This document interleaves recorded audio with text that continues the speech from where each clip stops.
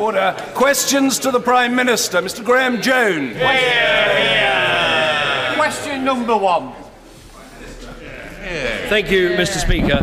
I'm sure the whole House will join me in condemning the senseless attack in a synagogue in West Jerusalem this week, where 5 people were killed. One of the victims was a dual Israeli-UK citizen, Rabbi Avraham Goldberg, and we send our deepest condolences to his family and friends, as well as to the families of the other victims. This was an appalling act of terror, and we condemn all acts of this kind. Mr. Speaker, this morning I had meetings with ministerial colleagues and others, and in addition to my duties in this House, I shall have further such meetings later today. Mr. Graham Jones. Mr. Speaker, I think the whole House would echo the comments of the Prime Minister regarding the incident in Israel. I think it's a tragedy that we're all deeply concerned about. Mr. Speaker, how confident is the Prime Minister that he won't have further defections to UKIP?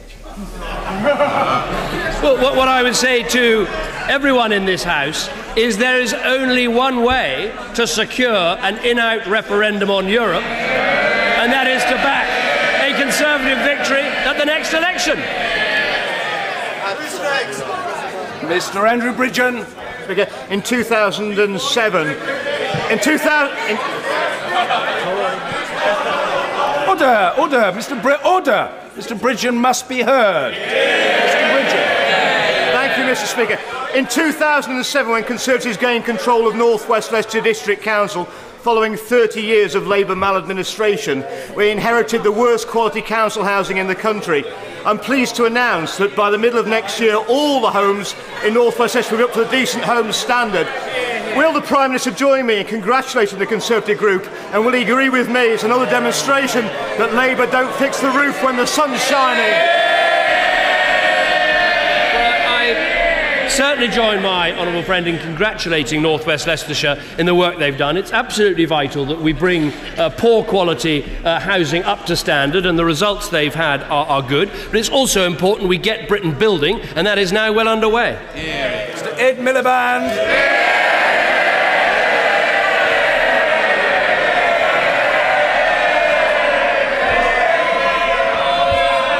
Let's see if they're still cheering on Friday, Mr. Speaker.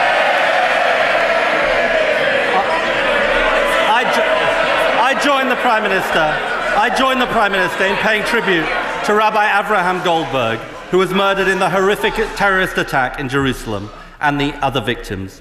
This was an appalling act, and all of my sympathies are with their families and friends. Mr. Speaker, can the Prime Minister tell us why he's so in favour of the bedroom tax, but so against the mansion tax? Well, first of all, I make this prediction. The people behind me will still be cheering him on Friday. The point about...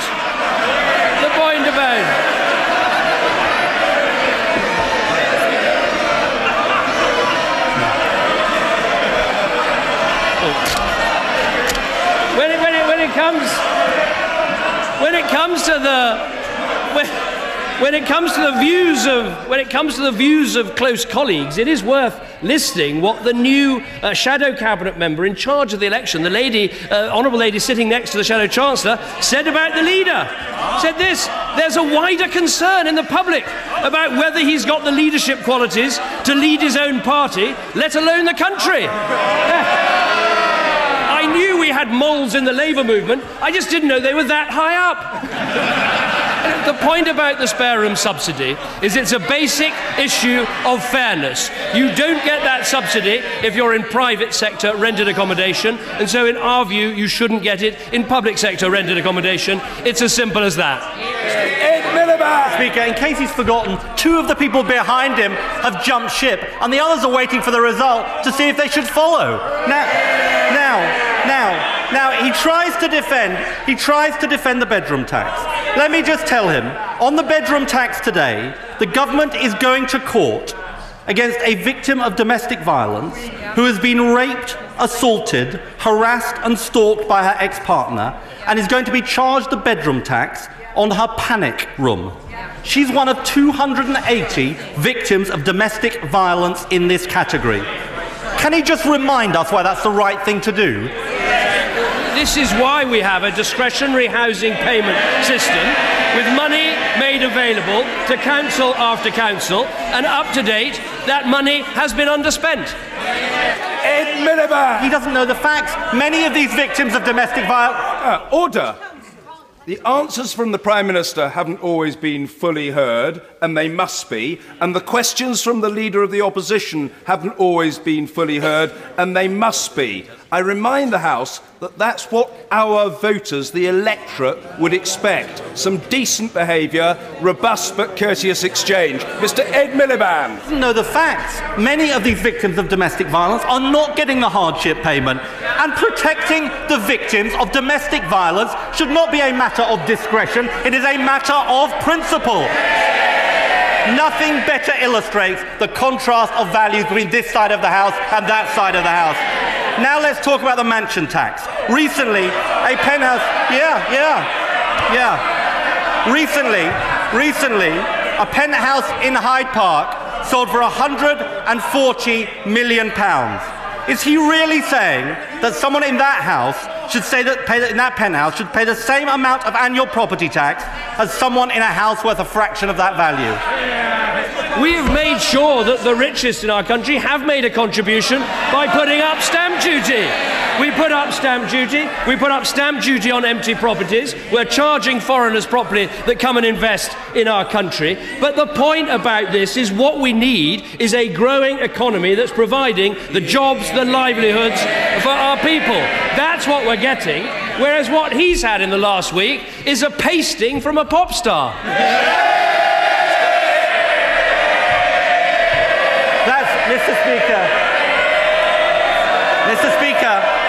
Mr. Speaker, that's exactly what I expect from this Prime Minister. He only feels the pain of people struggling to find a £2 million garage. That is this Prime Minister. Now, I'll tell him why we need a mansion tax. Because the NHS is going backwards on his watch. Can he explain why this morning the NHS has missed its cancer waiting time targets for the third quarter in a row, meaning that 5,500 people waited more than 62 days for treatment? Well, we're certainly not seeing a class act opposite, I have to say. And, I mean, this is... In the last week, Mr. Speaker, he's been called useless, hopeless, out of his depth, doesn't cut it, and an absolute disaster. And that's just what the front bench think. Now, he asks about cancer standards. The number of people treated for cancer is up 50% under this government. We put £12.7 billion extra into the NHS, money he thought was irresponsible, and of the 10 cancer standards, we're meeting 9 of them. He's got absolutely no answer on the NHS. This is what cancer research. This is a target. This is a target that he pledged to meet. This is what Cancer Research UK. I know they don't want to listen to Cancer Research UK. This is what they say. This isn't just about missed targets. Thousands of patients are being failed. Now, he's missing his cancer targets. And they say about Wales, actually, they're doing a better job in Wales on cancer than here on that target. Now, he's missing his cancer targets, and he's missing his A&E targets. Let me put it to him in terms he might answer. On his visits to Rochester and Stroud, has he had time to explain to people why in the last 3 months, nearly 4,000 people waited more than 4 hours for A&E, and more than 700 people waited more than 4 hours on trolleys? I'll tell him what is happening in the NHS. Nurses up by 2,500 under this government. The number of doctors up by 8,000 under this government. Millions more patients treated, all because we put in the extra money that they said was irresponsible. Now, he made the point about Wales. Let me just give him the facts. The last time A&E targets were met in Wales was March 2008. The last time the urgent cancer treatment was met in Wales was 2008. What is the difference between Wales and England? In England, the Tories are in charge, putting more money in, reforming our NHS, and in Wales, Labour in charge, cutting the NHS and missing targets. The truth is, the NHS is going backwards on his watch, and the British people know it. And we're going to campaign on the NHS between now and the general election, because he has failed. He has failed on the NHS. We all know, Mr. Speaker, why this Prime Minister thinks the bedroom tax is great and the mansion tax to fund the NHS is terrible. If you've got big money, you've got a friend in this Prime Minister. If you haven't, he couldn't care less. Well, I think, Mr. Speaker, it's fair to say his week hasn't got any better. This was the week when Mylene Klass wiped the floor with him in a television programme, and this was the week when there was an opinion poll in Scotland that showed that more people believe in the Loch Ness Monster than believe in his leadership. The only problem for the Labour Party, is he does actually exist. Mr. Tim Farron. You're all very kind. Mr. Speaker, the impact of excessive second home ownership on rural communities is that it removes demand from GP surgeries, from village schools, rural bus services and post offices. And those services so very often close as a result. So will he agree to increase or to allow the increase in council tax on wealthy second homeowners to create a ring-fenced fund to support those vital rural services? Well, we have allowed councils to charge more council tax on second homes, and many councils have taken that advantage. I think he's right to say that we do need to build more houses in order to make sure that the village school, the village post office, the village pub get the support that they need. And under this government, that's happening. Stephen Hepburn. The Jarrow NHS Walk-in Centre, which sees over 27,000 patients a year, is due to close.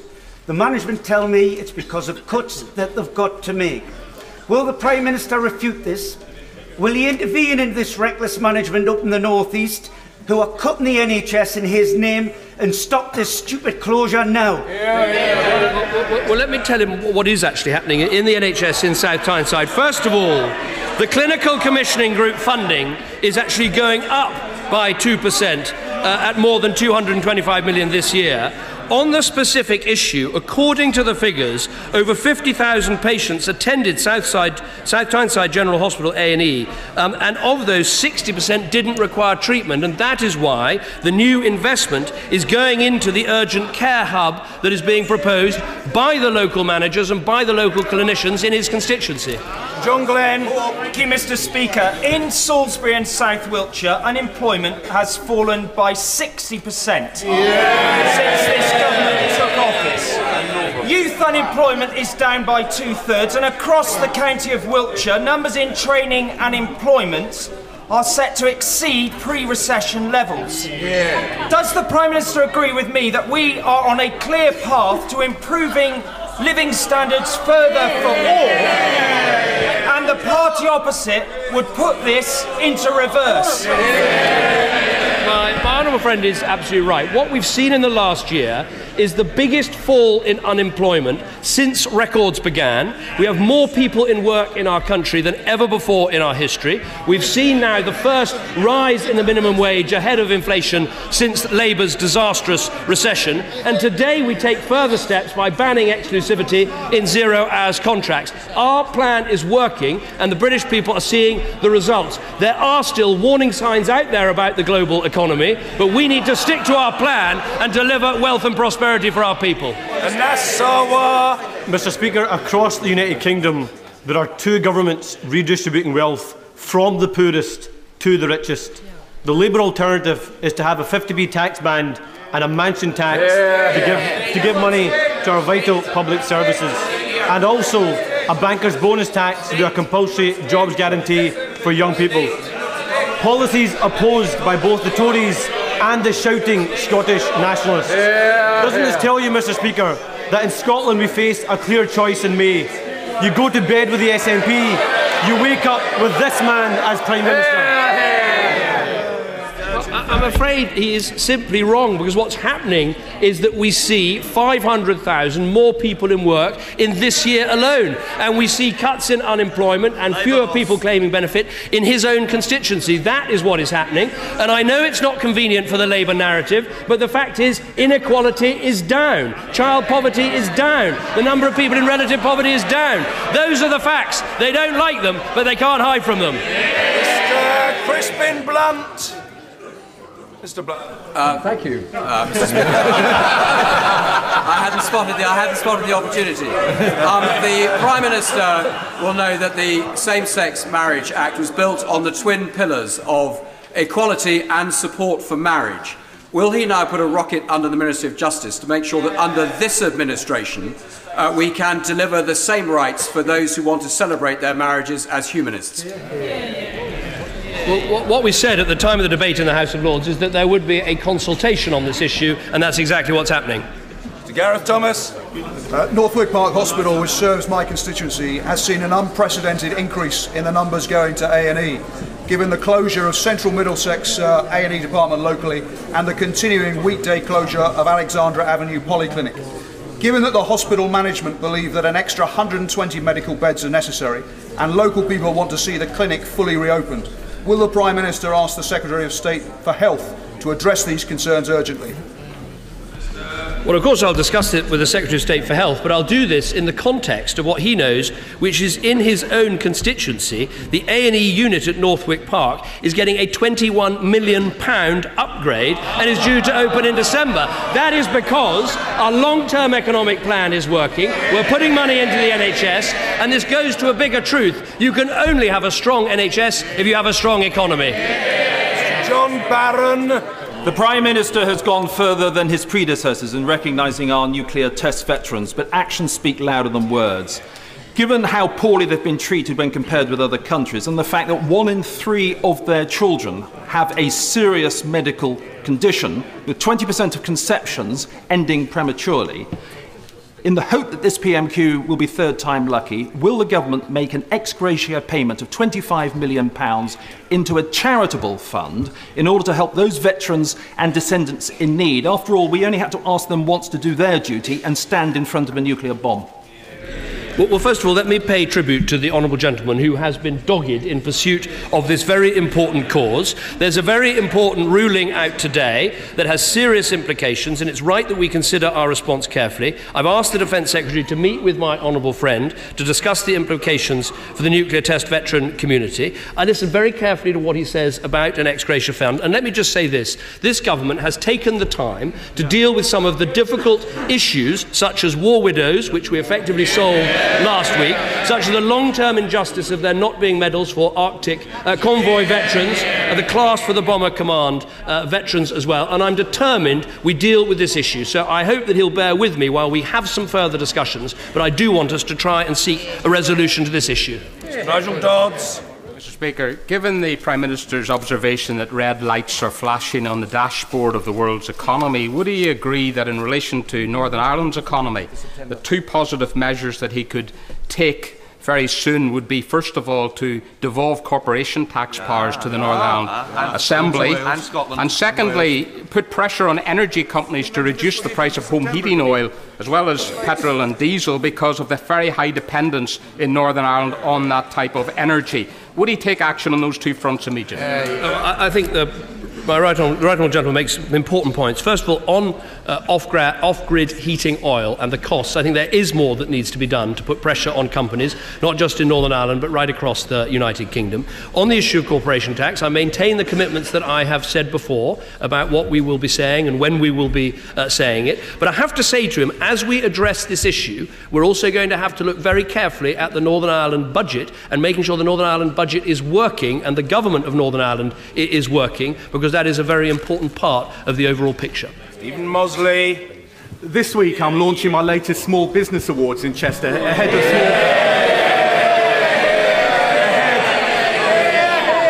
of Small Business Saturday on Saturday the 6th of December. Will the Prime Minister join me in congratulating small businesses that have helped generate our economic recovery, and will he commit to shopping small and shopping local on Small Business Saturday? I can certainly make that commitment, and that's what I'll be doing on Saturday. And I think Small Business Saturday is a really excellent initiative, and I would urge all honourable members to get behind it. In terms of helping small businesses, it is worth noting that we're cutting the jobs tax of businesses and charities by up to £2,000. We're abolishing national insurance contributions for under 21-year-olds. We're extending the doubling of small business rate relief, and we've cut corporation tax for small business. The small businesses are the lifeblood of our economy, and they know that in this government they've got a true friend. David Winnick. Is he aware that the hateful bedroom tax will be remembered just like the Tory poll tax, which destroyed Margaret Thatcher's premiership? He should be ashamed for such a notorious tax came on his watch. What the honourable gentleman and others on the Labour benches have to explain is why is it right that people in private rented accommodation who are claiming housing benefit don't get a spare room subsidy, but they think that people who are living in council housing should get a spare room subsidy? The second question they're going to have to answer is why did they oppose £83 billion of reductions in welfare that has helped us to maintain spending on health, maintain spending on schools, while taking 3 million of the poorest people out of tax altogether? Thank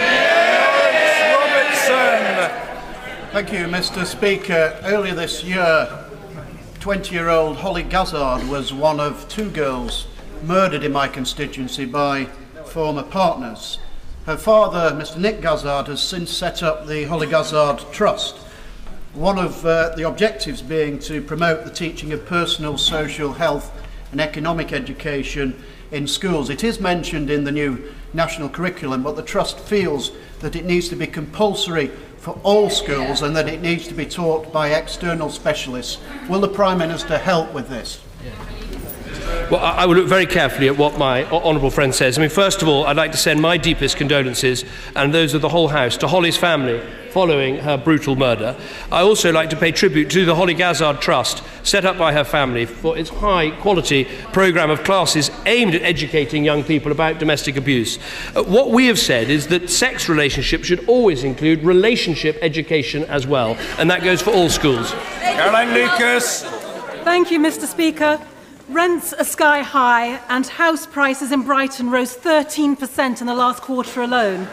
Nurses' wages were recommended to go up by 1%, yet his government is blocking even this tiny rise. How does he expect hospitals like the Royal Sussex to be able to recruit enough nurses if they simply can't afford to live in the area? Well, first of all, we are making a huge investment in the Royal Sussex Hospital, and that will have its effect. But I have to say to the honourable lady, when she says that house prices are rising and are unaffordable, I have never come across a Green Party politician who's in favour of building houses anywhere for anyone. David Mowat. Thank you, Mr. Speaker. During his recent visit to Warrington, the Prime Minister will have seen at first hand our increasingly severe traffic issues. Can I thank him for ensuring that the local growth deal will deliver a new crossing near the town centre? But can I ask that what we really need is a new high-level crossing, something that's been planned but not delivered for nearly 30 years now? And will the government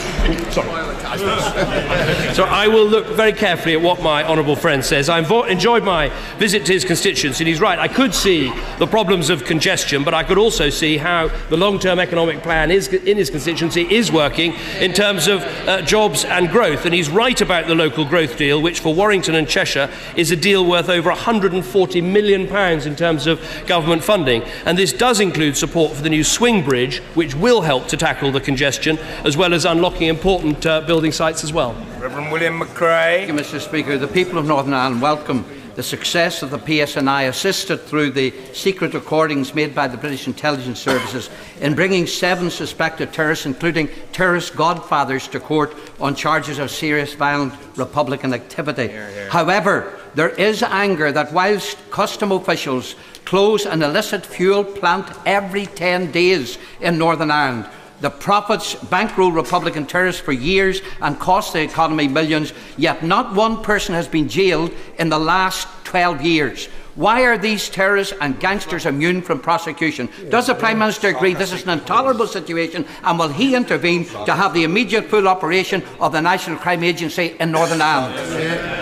Well, first of all, no one who commits crimes in Northern Ireland should be immune from prosecution, and I think he's right to pay tribute to the PSNI, who over the last few years have, I think, shown just what an extraordinarily capable police force they are, and we should remember how and the conditions in which they were built. The point he makes about the National Crime Agency, I think, is important. We would like to see the work of the National Crime Agency, which I think is proving itself in operation after operation, not just here in the United Kingdom, but right around the world. It's proving itself. It should be playing a part in Northern Ireland. That's a discussion we need to have with all the parties in Northern Ireland, and I hope over time we can get everyone to see the sense of having this important organisation there for Ulster.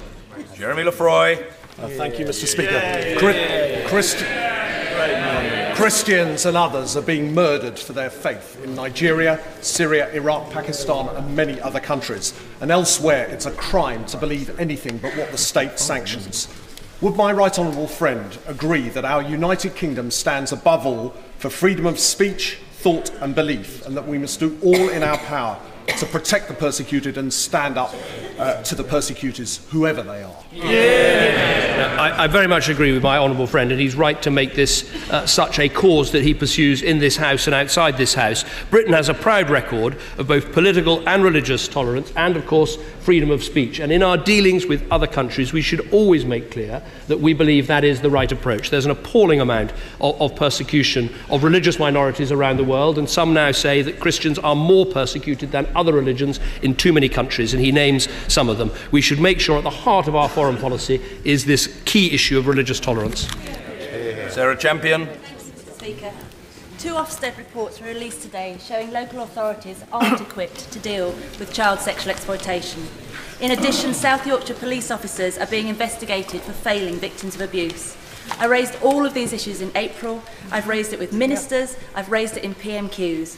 What will it take for this government to help vulnerable people? Well, first of all, let me commend the Honourable Lady for the work that she has done on this issue. I think it's very important that we learn the lessons of what happened in Rochdale and, indeed, what happened in the city of Oxford, near to my constituency, and elsewhere. I think the report today is important because the most important lesson it draws is you have to get every agency, whether it's the police or social services or schools, all working together. That is not happening in enough of our towns and cities, and it needs to. In terms of what this government is doing, the Home Office is leading this important effort, getting departments to work together, and I'm convinced we'll make good progress.